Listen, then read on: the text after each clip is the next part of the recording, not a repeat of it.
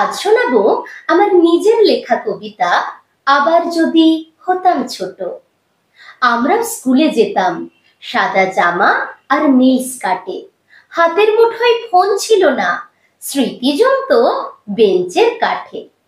ভূগোল ক্লাসের রঙিন চকেই খুশি মনে থাকতাম চেয়ে, দুষ্টুমিতে লাঠির বাড়ি, নোনা জল দুগাল বেয়ে। ইতিহাসের হিজিবিজি সাল ভুলে গেলেই সব বানচাল, বাংলা আর ইংরেজিতে ব্যাকরণে সব গোলমাল। বীজগণিতের সূত্রগুলো মাথার মধ্যে জোট পাকাতো, তেল মাখানো বাঁশের মাথায় হনুমানটা প্রায় উঠতো। শেষ পিরিয়ডে খেলার ক্লাসে সবাই খুশি, সবাই রাজা, ঢং ঢং ঢং ছুটির ঘন্টা, কানে এলেই দেদার মজা।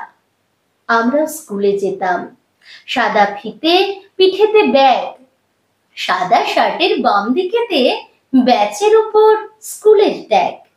মাঠের মাঝে ফিস্টি ছিল, চপ পেঁয়াজি মাখানো মুড়ির, 2-1 টাকায় ঘুগনি ছিল, ওপরে ছড়ানো মশলা ঝুরি। স্পোর্টসে আমি কাঁচাই ছিলাম, দৌড়াতাম প্রায় সবার শেষে। কালচারালের সময় এলেই এগিয়ে যেতাম হেসে হেসে। সরস্বতী পুজোর আগে স্কুল সাজানো, ঝাড়াঝাড়ি আজও বড্ড মনে পড়ে, ভোগের পাতের সেই খিচুড়ি।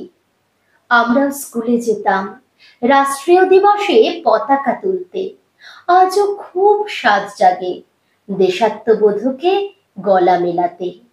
আমরাও স্কুলে যেতাম, সেসব কথা অতীত আজ।